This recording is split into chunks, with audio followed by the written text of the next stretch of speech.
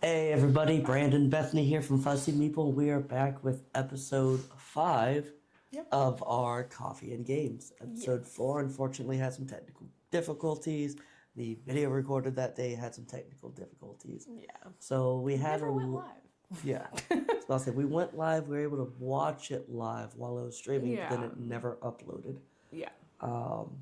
So that didn't work out for us. The video we recorded for the holidays did not work out, and then the holidays hit. So, of course, during the holidays, while we take a break from streaming, recording, not necessarily gaming at least, but now we're back. Yeah. So, with that, as I mentioned in the previous video, anytime we go anywhere out of state, that's whenever our Kickstarters arrive. So, Of course. we get our two main ones. We get Cthulhu Dark Providence to include the Investigators for Death May Die. That we bought in Minnesota. Yep, that we also bought in Minnesota, but I was able to sell that fairly quickly. We also got Teotihuacan in. I got the Deluxe Master Set, which we also ordered something extra for that, unfortunately. It's just been a while. If anybody needs some wooden resources for Teotihuacan, Yeah. we've got extra. I was about to say, usually I'm a lot better about that. I make sure what I'm backing and what arrives. I assumed that was going to be more like a Castles of Burgundy thing, to where, hey, you get the all-in, but you don't get the all-in because you didn't get the acrylic. So I went ahead and grabbed the upgraded resources, just to learn we already got the upgraded resources. Yeah. But other than that, what coffee? Is this the same coffee we've been having?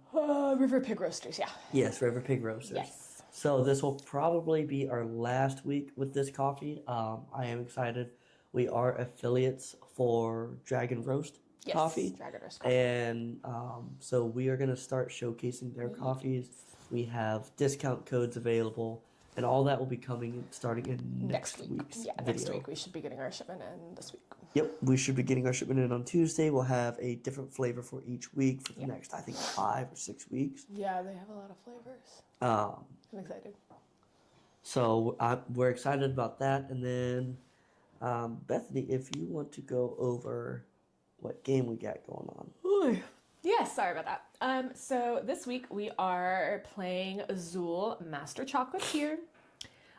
It basically the same rules as traditional OG Azul.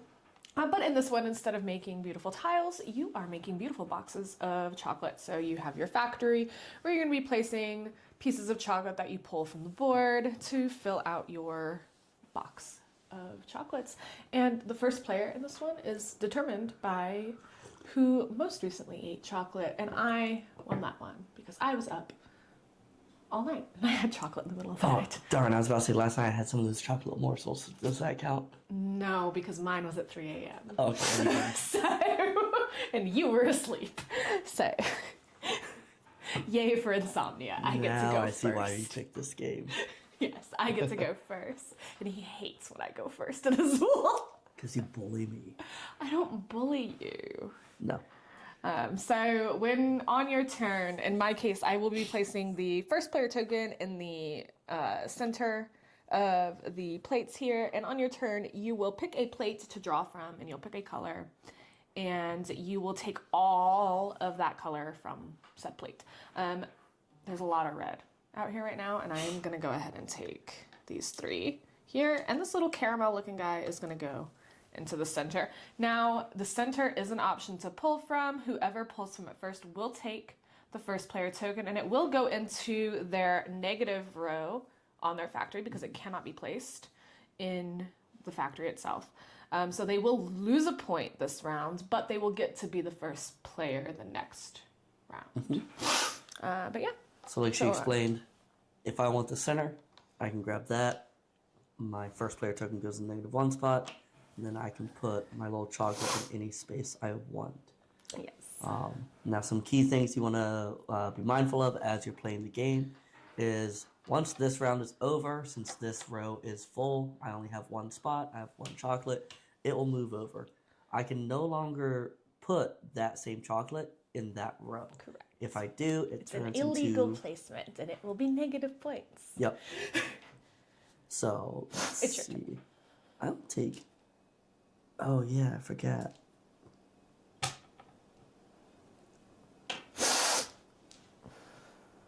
Get some more of those chocolates. I'm gonna take these fun little blue guys. You know what? And then it's not like you always get to draw all of them. You just get to draw one color. The main difference is whenever there is that still first player token out, that is attached to whatever you grab from the center. Your turn. Ew.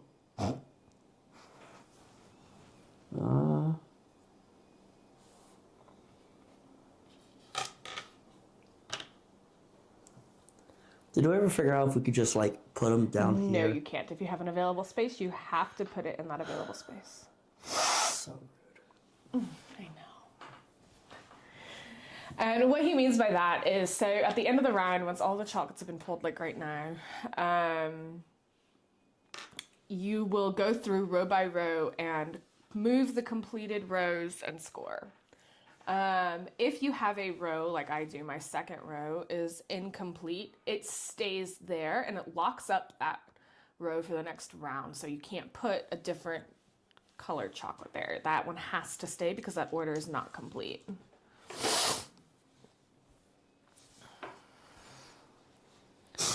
But all of these will go away. And see, now he has 2 rows that are locked up. Yep. And how scoring works is you place it and then you count how many you have attached in a row and in a column. So I didn't play this one all too well because I should have played blue here to where I could have gained. But so basically because nothing's touching here, that was 1 point. I placed this one. It's not joined up with anything, so that's 1 point, that's 1 point. And then I lose a point for having first player token. Yeah, so what he's saying is like over here, so I gained 1 point for this one, nothing here. My next row was this one here, so I gained 1. And on this one, I gained 2 points, so I'm at 4 points. Where did you put your... I put them right in here. That's Oh, you the one want with it the in that insert. box? Yeah, that's the one with the insert in it. So the discarded tiles are removed from the game currently. If we need to, they will go back into the bag at a later time. At the end of the round, you just refill the plates with 4 tiles each and continue going. But that's basically Azul Master Chocolatier. Right. The only difference is once you do get to the end, so what ends the game is whenever you fill up a row, correct? It's been a while. So once either any of the players fills up an entire row on their main board, That is the last round. that is the last round. There's no more rounds, no nothing. Now on top of that, you do still score how you scored every other round, but you also have some end of game scoring. Yeah. For every complete row, you get 2 extra points. For every completed column, you get 7 points. And fun one that we complete usually set. go after is whenever you have a full set. So All 5 of the same color chocolates. right, whenever I have all 5 of the same chocolates on my board, I get extra 10 points for each set. Each set. Yep, that's I Not was about each to say chocolate. type. I was about to say type, but then I realized that was a little confusing. Yeah, for each set. All right, so he has the first player token. He will get to choose first.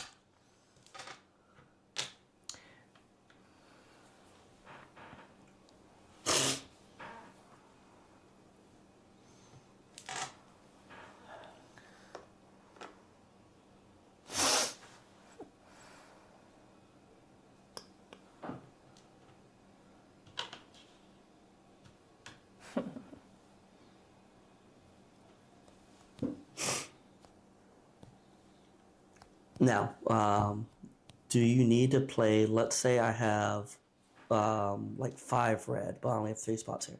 Can I play the 3 and then play 1 up here? Or Absolutely not. You can only play in 1 row at a time. there we go. Yeah, anything left over would go into your negative row.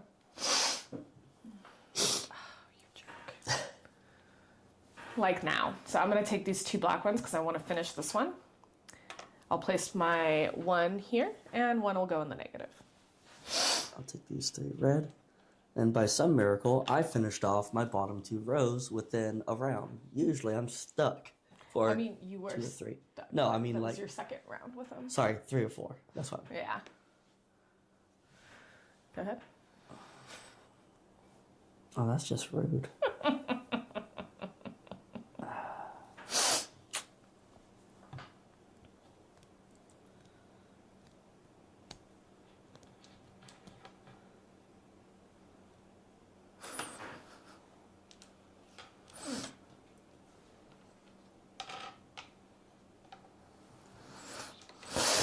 And so there is some strategy to the game. You want to kind of look at what you need in the future, what your opponent needs, just so you can play cutthroat, which this game can get pretty cutthroat-ish. Let's see, 1, 2, 3, 4. 1, 2, 3, 4, 5. It's okay, Lila.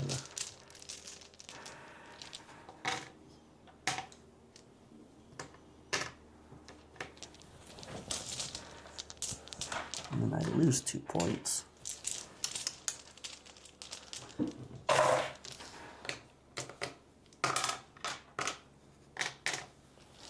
That's Azul in a nutshell, and now Pretty much.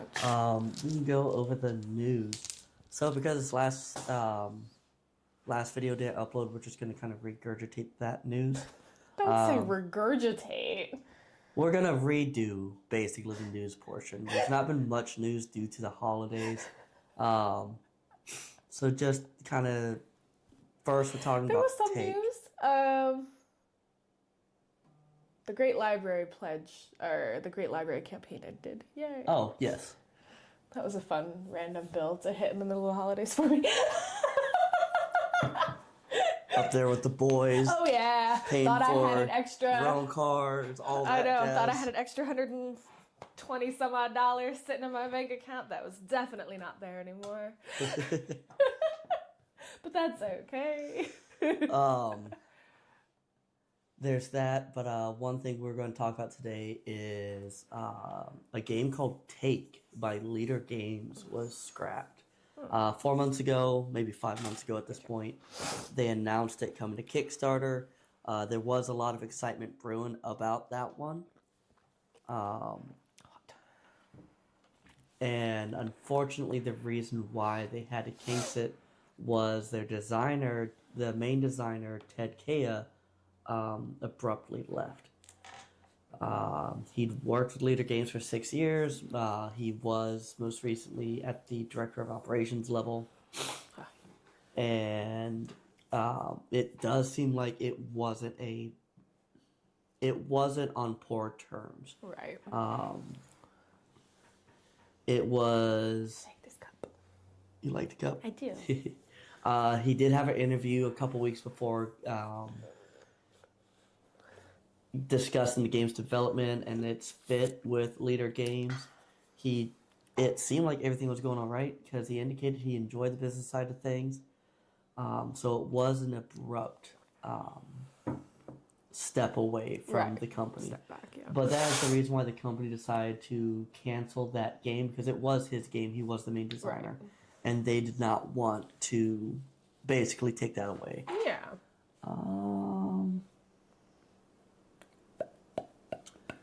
I have a plan. I have a plan. Don't look at my board. I have a plan. Let's see. Get your eyeballs away. Yeah. Perfect. And then other than that, I'm sure they'll still do all right. Definitely going to keep in the news about Ted and see kind of where he goes off from there. But another thing that came out, and this one's a little bit more older news, but Mythic Games has liquidated. This was a Luxembourg-based company. They are condemned to liquidate by the end of October 2025 for failing to publish its annual accounts. They found misconduct from management, and this was one, they've had a lot of successes, but they also had a lot of failures. Yeah. Almost like at the same realm of Simon. Yeah. What do I want to do?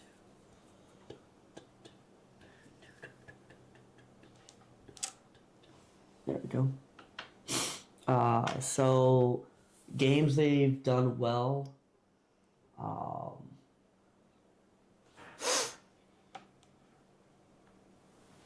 They were able to fulfill Darkest Dungeon as well as Sixth Siege, but it was kind of like how we saw whenever tariffs, COVID, and all that hit. Hey, we need more money from you. Hey, we need this. Hey, we need that.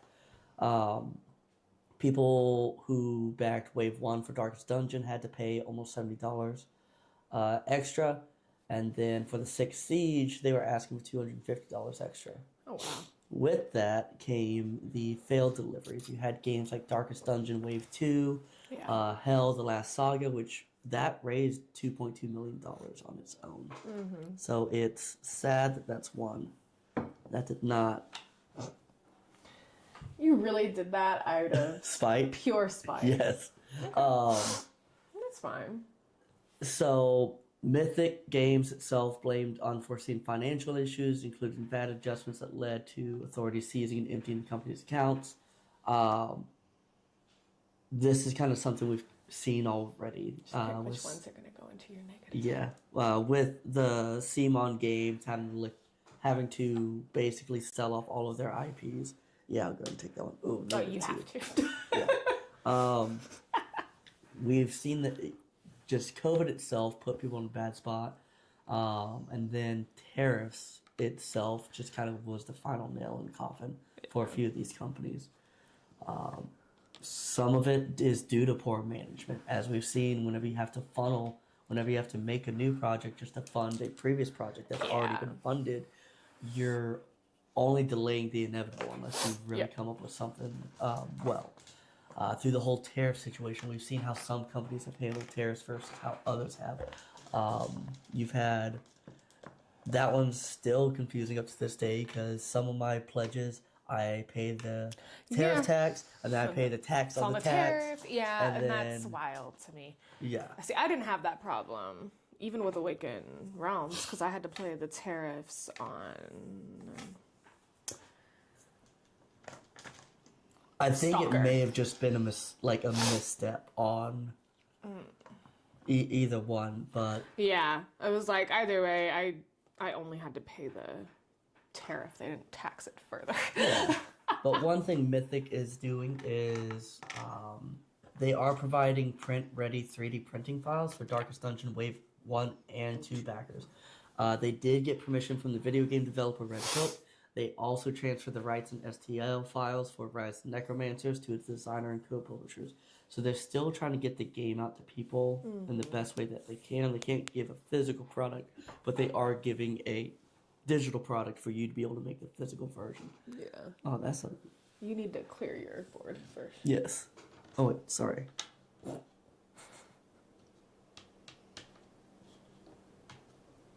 These ones are going to kill me.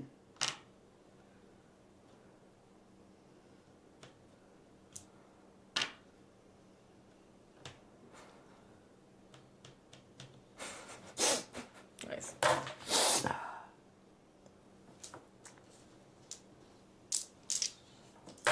All right.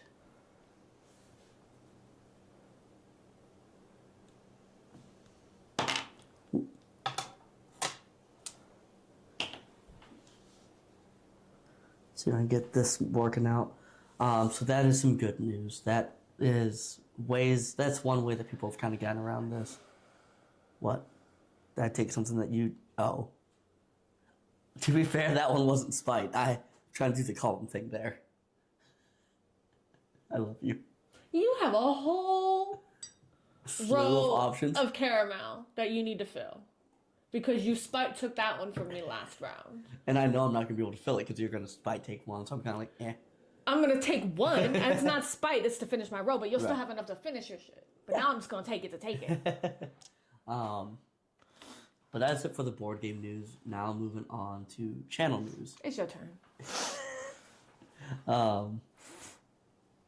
Let's see, what do I want to do here? For channel news, we do have FlameCon coming up. It starts on the 22nd. 22nd. We are sponsors for this event. We're very excited to be partnering up with them. I will be releasing a video later on today, tomorrow-ish. Sometime this week. Going over the poker chip challenge. So one of the things that we get as sponsors is we get these poker chips, and we give challenges or requirements for the participants to do for you to get those poker chips. And the amount of poker chips you receive from all the various sponsors will get you extra tickets towards their big raffles. Big raffles. Is that Loki? That is oh so. Also, hi, buddy. So with that, I'll be making a video kind of how to go over that. We do have some fun ideas to make it enjoyable time. We will not have our own table. No. But we will be going around with a little Are cart. we gonna order hoodies for that? Yes. Because we need to. Yes. Because it's in like 2 weeks. Yes. I need to get with my person then. Yeah. But so that's that for that part. We are excited. This is our first convention of the year. First of hopefully first of many. 2026. Yeah. I was gonna say, I'm hoping we can get out to Token Con again. Oh yeah. I think we're gonna get to Token Con. I'd like to get to another BGG. Yes. This year. Whether that's I can never do the fall one. I was about to say, we'll try to do the summer one again because that's the one that I get. I volunteered for as a worker. Oh, that's right. So I get the free hotel night. Have to buy my ticket. Yep. Okay. That's not big. Yeah, we'll make it to that one. We do have an announcement for our own little mini convention. Mini event. Meeplethon 2025 honestly went a lot better than even we anticipated. It went well. We had between 70 to 80 people attend. Yeah. Which for it being our first one, for us being new here in the San Antonio area still. New-ish. We did not figure that it would go that well. No. That was silly of me. That was interesting. So having that many people, it was great, and we're doing it again this year in 2026. We have changed venues, not because of anything against the previous venue. No. It's just our vision whenever we came up with this idea was to be able to bring it to all the, the main board game stores in the area. Because not only do we want to support whatever fundraiser we are doing, we want to support them as well. Mm-hmm.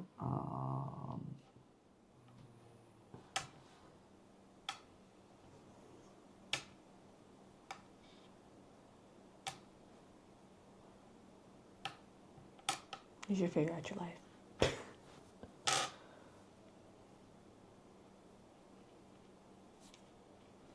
You're gonna have to do that.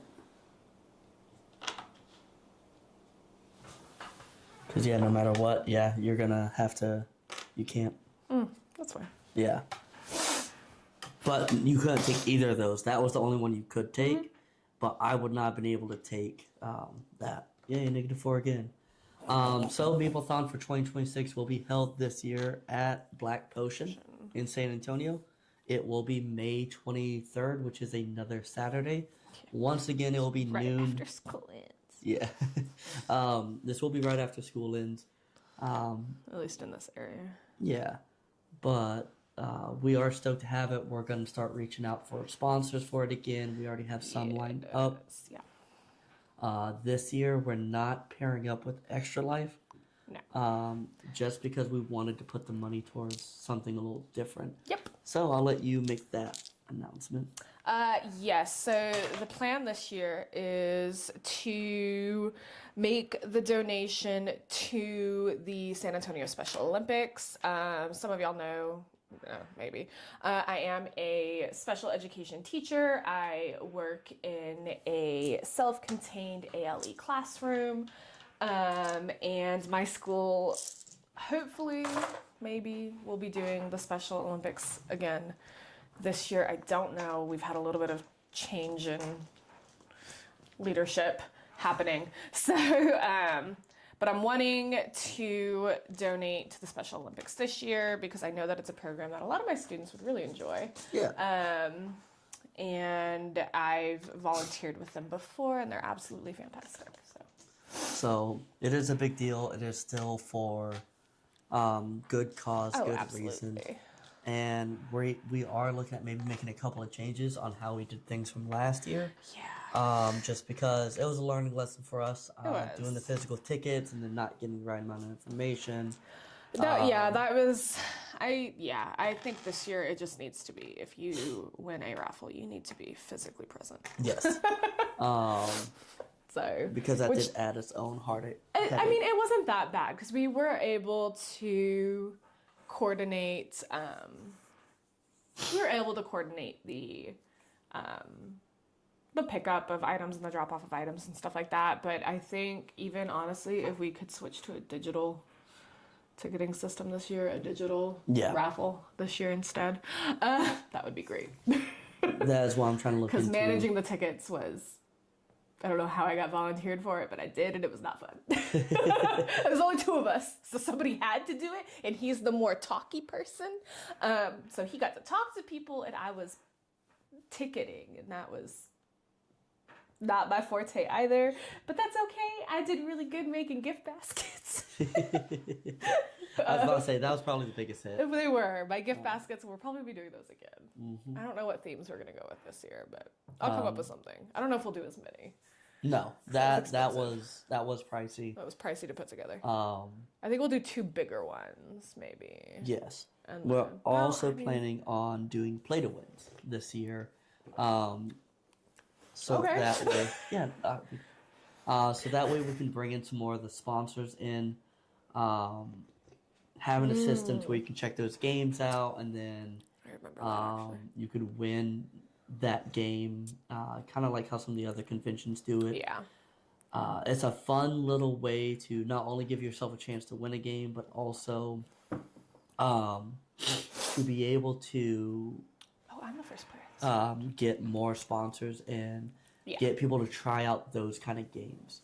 So that's something I'm going to be reaching out for when it comes to some of the sponsors that have sponsored us before. I'll ask the question of if they want their games to play to win or not. Yeah. We will be bringing a good collection of our library over, more than likely. And, I don't think. Yeah, probably. Yeah. We're but gonna coordinate that still. Other than that, that's it for this week's video. I will eventually have a poster, a flyer, a something, an Instagram post for Meeplethon this week when I have time to sit down and make it on Canva. Yes. But that's it for this week's video. If you liked it, please like and subscribe. See you guys next week. Bye.